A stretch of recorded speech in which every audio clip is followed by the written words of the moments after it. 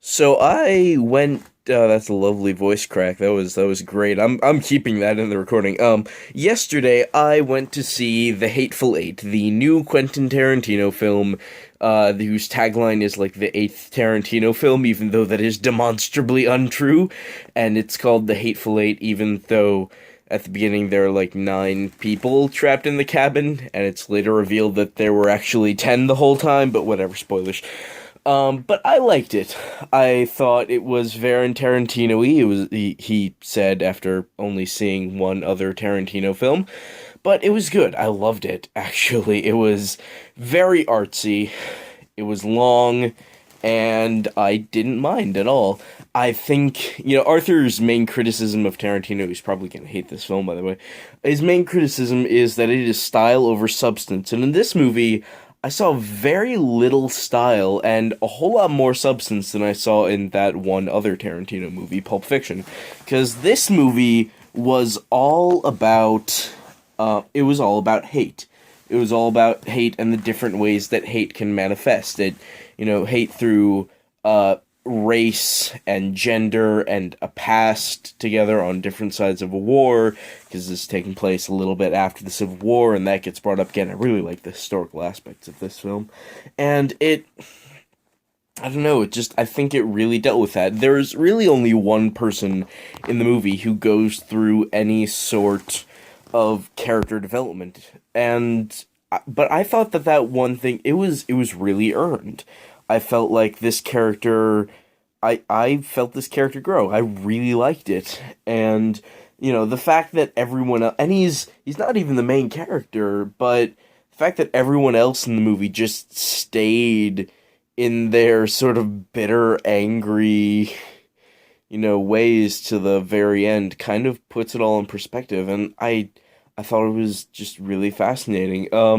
Unfortunately, Samuel L. Jackson never gets to yell his trademark curse word, though he does do some very good yelling. And there is this one really great scene that might be mimetic if it isn't, way too disturbing for everyone.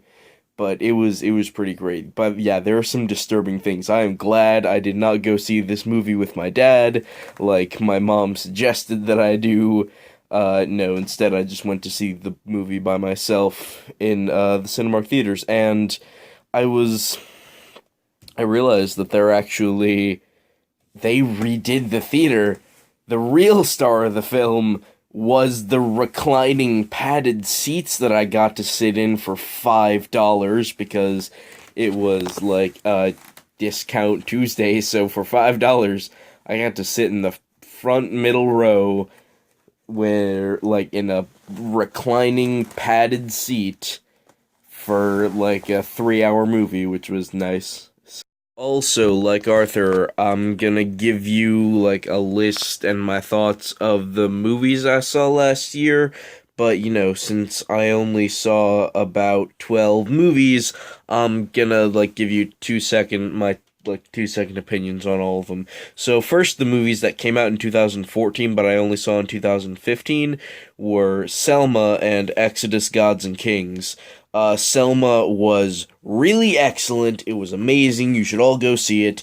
And Exodus: Gods and Kings sucked. It was not good. No.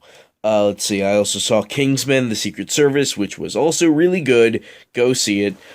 Cinderella, which was not a bad movie actually. It's probably it was very good for what it was. It didn't rock my world in any way, but as a straight adaptation, it was worth a watch. It was worth my watching, which is more than I can say for some other live action, Disney remakes. Then let's see, Home I saw on Netflix, the recent DreamWorks one, and that honestly is just mediocre DreamWorks all the way. Nothing special about it. It was.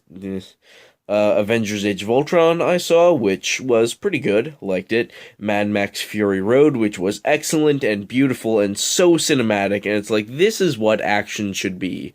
I think that movie really broke new ground for what action movies can be and what they will be in the future, hopefully. Inside Out, which Yeah, I loved it just like everyone else did. Inside Out was beautiful and wonderful, and I adore it. Jurassic World, which is mediocre. It was not that special in any way. It had some nice moments. Dope, which was like my one indie film of the year, which I saw with Arthur, which was pretty good. It was, yeah, what Arthur said is pretty much what it was. Ant-Man was just a fun romp. It was a fun movie and I loved it. Fantastic Four, which is just not worth thinking about. It wasn't bad. It just wasn't. It wasn't anything. Straight Outta Compton, which was fun and enjoyable. The Good Dinosaur, which was good. It was not like usual Pixar level good, which I think brought people's opinion of it lower than it should have been because it was a very worthwhile movie. And Star Wars The Force Awakens, which I've already told you, I think it was a good movie. It just got dragged down by the fact that it is redoing episode 4. Like, it's like that's J.J. Abrams is just like, we don't want this to suck, so let's go with what we know will work and put butts in seats. It just it would have been so good if episode 4 hadn't come before it. But those are the movies that I saw, and they were, yeah, those are my opinions. Thanks.